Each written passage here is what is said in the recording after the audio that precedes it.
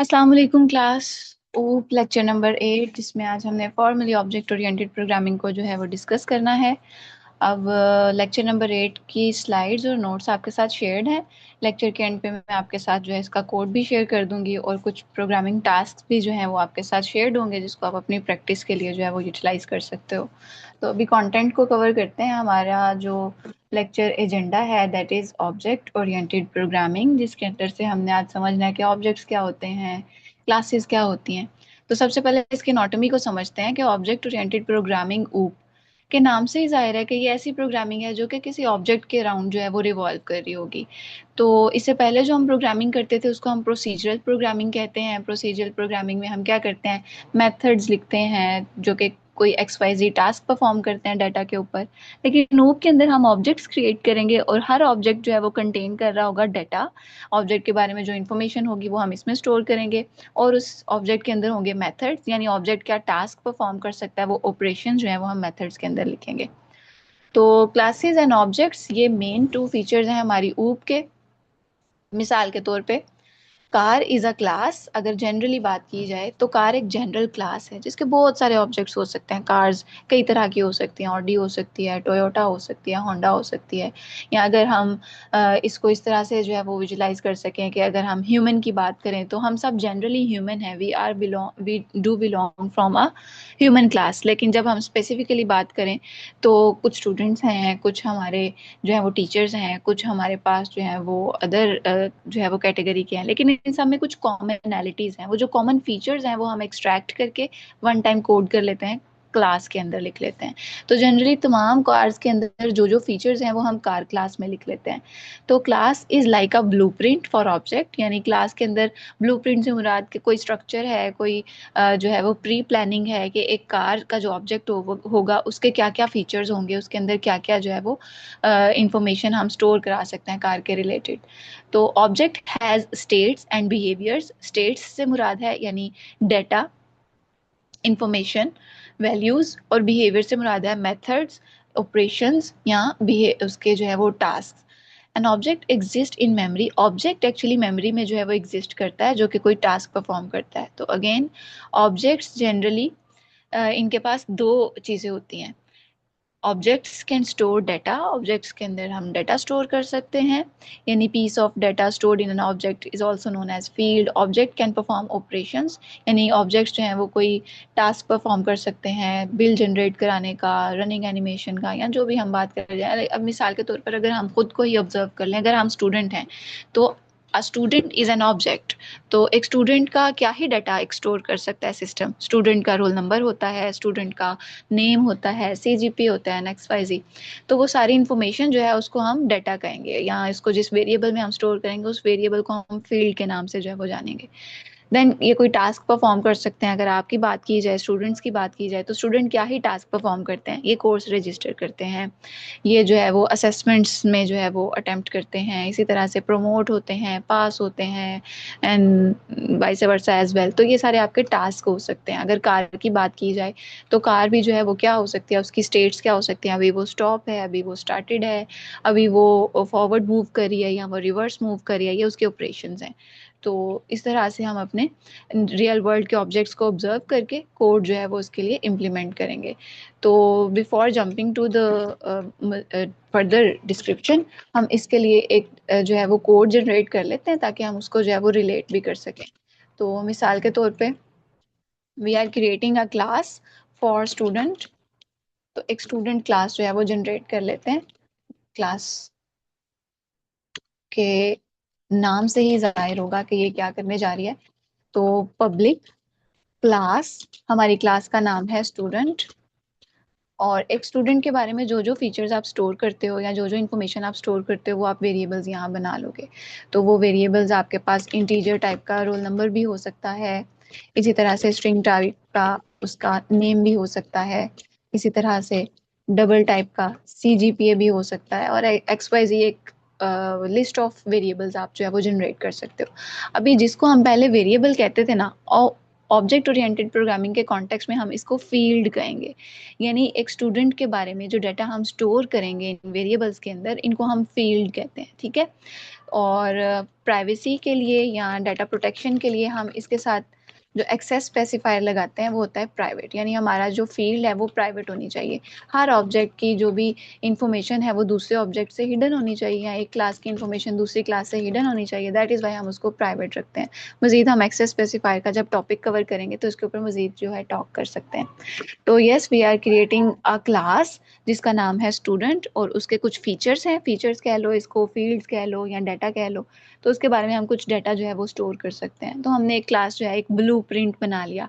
अभी जितना piece of code मैंने लिखा है ये मेरा सिर्फ प्री प्लान है, अभी ऑब्जेक्ट्स बने नहीं, मेमोरी जो है हमने ऑक्यूपाई नहीं की। ऑब्जेक्ट्स हम कैसे बनाएंगे, we may need another class, उसको हम टेस्टर कह सकते हैं, रन क्लास कह सकते हैं, या कुछ भी आपकी मर्जी का नेम हो सकता है उसके अंदर। तो this class will be using the student class, और इसमें मेन मेथड होगा। आपने नोट किया होगा कि आपकी ब्लूप्रिंट वाली जो क्लास है, यानी जो आपकी स्टूडेंट क्लास है, इसके अंदर मेन मेथड नहीं है। तो यस, ये सिर्फ एक प्लान है, इसको हमने एग्जीक्यूट नहीं कराना, रन नहीं कराना। तो रनिंग एक्चुअली हमारी मेन मेथड से ही स्टार्ट होती है, और मेन मेथड हम कहाँ बना रहे हैं, दूसरी क्लास के अंदर, जहाँ पर हम उसका ऑब्जेक्ट बनाएंगे। तो ऑब्जेक्ट बनाने का तरीका, जैसे हम अदर क्लासेस स्कैनर वगैरह वगैरह के लिए ऑब्जेक्ट बनाते थे, क्लास का नाम, अभी हमारी जिस क्लास को हम यूज करने वाले हैं उसका नाम है स्टूडेंट, तो स्टूडेंट नाम लिख दिया हमने। इसी तरह से हमारे पास स्टूडेंट वन हो सकता है, या आप इसको शॉर्टली स्टूडेंट वन इस तरह से भी लिख सकते हो। न्यू कीवर्ड, जब भी आप ऑब्जेक्ट बनाते हो न्यू कीवर्ड यूज करते हो और आप उसको इन्फॉर्मेशन प्रोवाइड कर देते हो। यहाँ भी के केस में हम कोई इन्फॉर्मेशन नहीं प्रोवाइड कर रहे, तो ये लाइन ऑफ कोड क्या कर रहा है, एक ऑब्जेक्ट क्रिएट हो रहा है। Yes, we have created an object from student class. तो इसको जो है रन करके देखते हैं क्या ये इसको हमें बनाने देगा, क्योंकि हम पहले स्कैनर का ऑब्जेक्ट बनाते थे इसी तरीके से, तो हमें कोई मसला नहीं होता था। अभी भी हमने ऑब्जेक्ट बनाया, इसको कोई प्रॉब्लम नहीं है, कोई एरर जनरेट नहीं किया। देखते हैं कि इस आइडेंटिफायर में क्या है। तो आइडेंटिफायर में we got a an address जो कि किसी स्टूडेंट क्लास से बिलोंग करता हुआ कोई ऑब्जेक्ट है। तो ऑब्जेक्ट के एड्रेसेस इसी तरह से होते हैं, कोई हैश कोड का कॉम्बिनेशन है। तो ये प्रीरेक बता रहा है कि ये स्टूडेंट क्लास से बिलोंग करते हैं और ये फलां जगह पर या फलां लोकेशन पर रखा हुआ है। ठीक है, हम कोशिश करते हैं कि इनकी वैल्यूज़ को भी किसी तरह से एक्सेस कर लें। मिसाल के तौर पर अगर मैं ये कहूँ कि मुझे स्टूडेंट वन का ज़रा नेम तो बता दो, तो this class cannot access that name. Name has the private access in student that cannot be referred, that cannot be accessed from other class. तो प्राइवेट रखने का ये मकसद है कि दूसरी क्लास जो है वो इसको एक्सेस ना कर सके डायरेक्टली। तो हमने ना प्राइवेसी कंसर्न के लिए, डाटा सिक्योरिटी के लिए अपने मेंबर्स को रखना होता है प्राइवेट। हाँ, अगर आपने इसको एक्सेस करवाना अलाउ करना है, अगर आप चाहते हो कि इस मेथड को कोई रीड करे, तो आप इस मेथड को क्या कर सकते हो, इसका गेटर लिख सकते हो। गेटर इज अ मेथड जिससे हम क्या करेंगे, इस वेरिएबल की वैल्यू रिटर्न करेंगे। तो मैं इसका सिंटेक्स ये होता है कि आपके वेरिएबल का या फील्ड का जो डाटा टाइप होता है वो इस मेथड की रिटर्न टाइप होती है।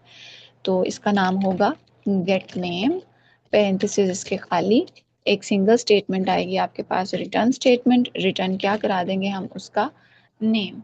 आपने नोट किया होगा कि अब के बार मैंने स्टैटिक नहीं लिखा, तो आपको हमने किसी प्रीवियस डिस्कशन में इसको ज़रूर जो है वो देखा होगा कि हम स्टैटिक मेथड्स तब बनाते हैं जब हमने उन मेथड्स को जो है वो क्लास स्पेसिफिक बनाना होता है। ज़रूरी नहीं होता कि हम इसके लिए ऑब्जेक्ट बनाएंगे या नहीं, लेकिन अभी के बाद हर स्टूडेंट का अपना नाम होगा, हर स्टूडेंट का अपना रोल नंबर होगा। दैट इज़ वाई हम इस जो मेथड को जो है वो स्टैटिक नहीं रख रहे, क्योंकि ये मेथड एक क्लास का नहीं बल्कि किसी ऑब्जेक्ट का होगा। यानी स्टूडेंट वन का नेम अपना होगा, स्टूडेंट टू का नेम अपना होगा। Make sense? तो इस वजह से हमने स्टैटिक नहीं लिखा, क्योंकि ये मेथड्स या ये मेंबर ऑब्जेक्ट स्पेसिफिक है। We can talk on it later in detail, लेकिन अगर अभी के लिए आप इसको विटनेस करो तो आपको समझ आ जाएगी कि एक्चुअली क्या हुआ है। पहले वो प्राइवेट मेंबर होने की वजह से हमें एक्सेस नहीं दे रहा था, अभी हमने इसके लिए क्या कर लिया, पब्लिक टाइप का मेथड बना लिया, वो तो हमने उधर से एक्सेस कर लिया। और गेट नेम ने बेसिकली क्या रिटर्न किया, इसकी वैल्यू। और वैल्यू अभी के केस में क्या शो हो रही है हमें, नल। नल मीन्स डिफॉल्ट वैल्यू आपके डाटा टाइप के हिसाब से। Make sense? जब तक हम कोई वैल्यूज को प्रोवाइड नहीं करते तब तक वो सब में नल स्टोर करेगा। तो फॉर श्योर इसके रोल नंबर के लिए 0 स्टोर किए हुए होगा, CGPA के लिए जो है आपके पास क्या होगा, 0.0 में भी। हम इसको जो है वो विटनेस कर लेते हैं। तो गेट नेम,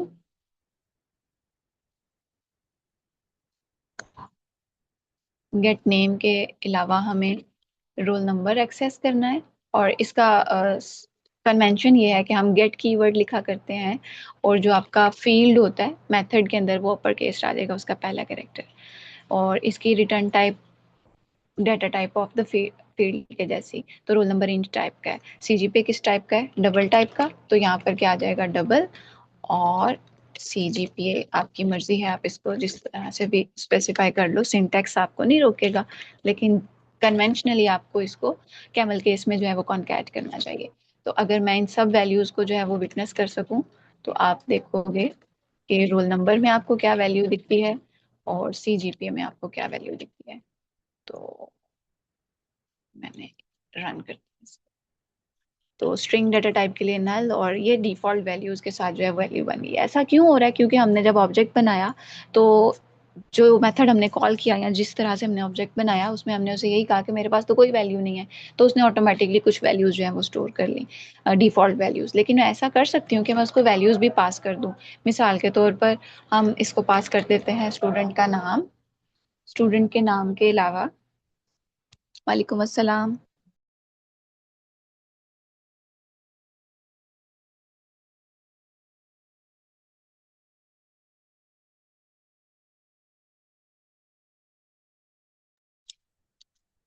ऑल राइट, तो अभी हम क्या कर रहे हैं? पहले डिफॉल्ट वैल्यूज के साथ जो है वो सबमिट हो रहा था या ऑब्जेक्ट क्रिएट हो रहा था। अभी जो है वो हमने इसको कुछ वैल्यूज पास कर दी। नेम पास कर रही हूँ, नेम के बाद शायद मैं सीजीपीए भी पास कर दूँ, या रोल नंबर पास कर दूँ, double one could be roll number, CGPA भी कुछ जो है वो लिख देते हैं। और इसको रन करने की कोशिश करते हैं, क्या ये रन होगा? नहीं रन, क्योंकि इसके अंदर मिसमैच ऑफ द पैरामीटर्स है।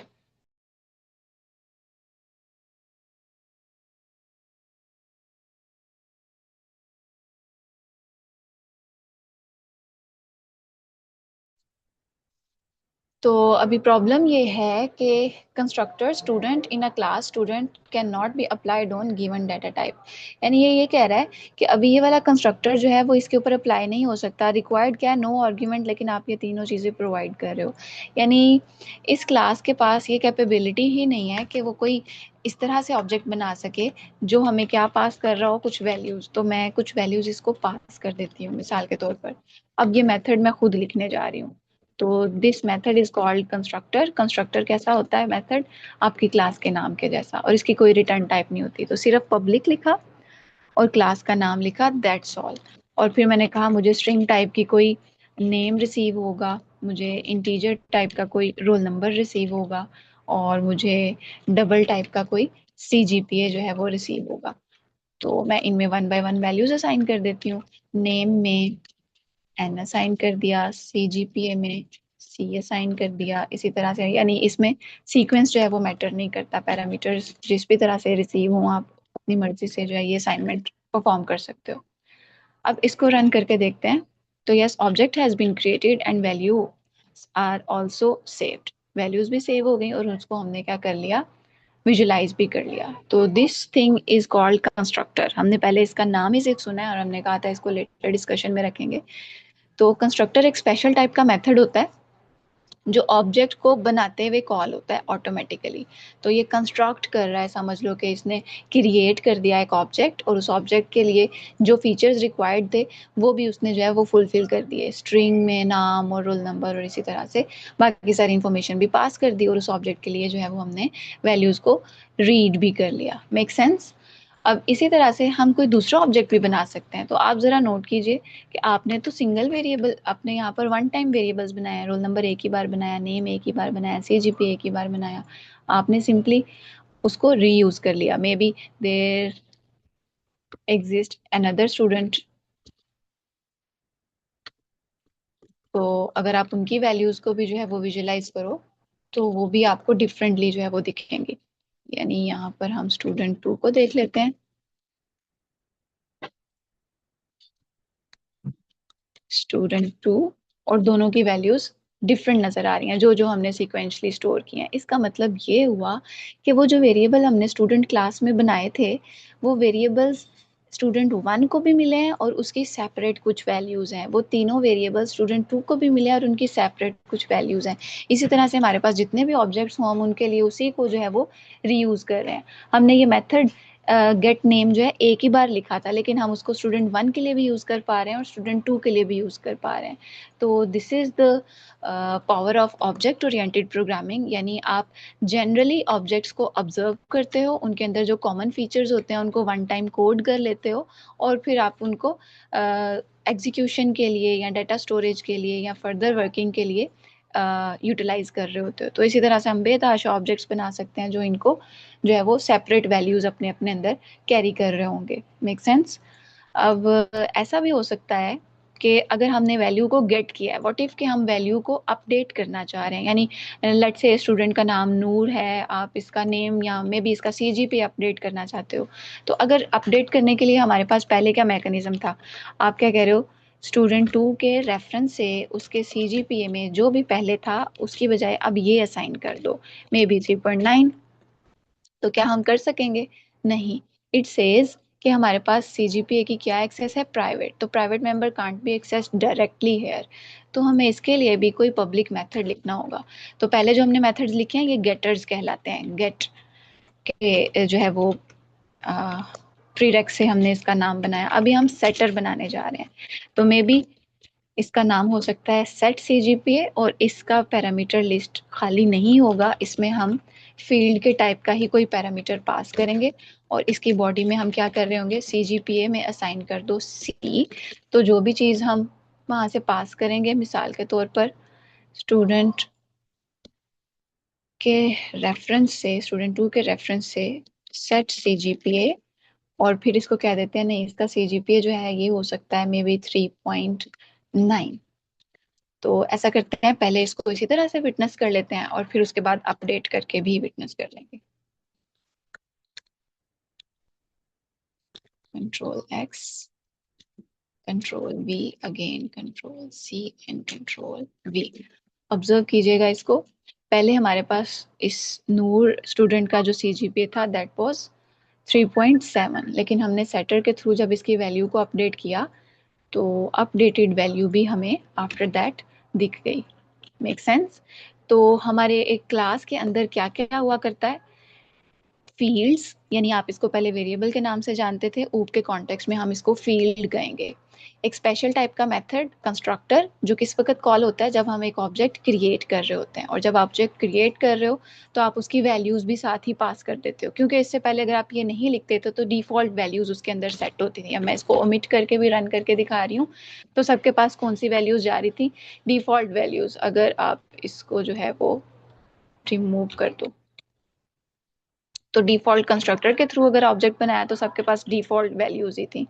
तो अगर हमें कुछ जो है वो अदर देन दोज वैल्यूज चाहिए तो हम क्या करेंगे, एक नया कंस्ट्रक्टर बना लेंगे और उसके अंदर पैरामीटर लिस्ट पास करा लेंगे। इसी तरह से सेटर का मकसद वैल्यू को अपडेट करना, गेटर का मकसद वैल्यू को रीड करना। Make sense? तो इस कोड को भी जो है वो आप विटनेस कीजिए, अंडरस्टैंड करने की कोशिश कीजिए, रन वाली फाइल के अंदर भी अपडेट्स करके देखें, ट्वीक्स करके देखें, तो इंशाल्लाह आपको समझ आ जाएगी। बाकी हम लाइव सेशन के अंदर इसको मजीद जो है वो प्रैक्टिस करके देखते हैं। ओके।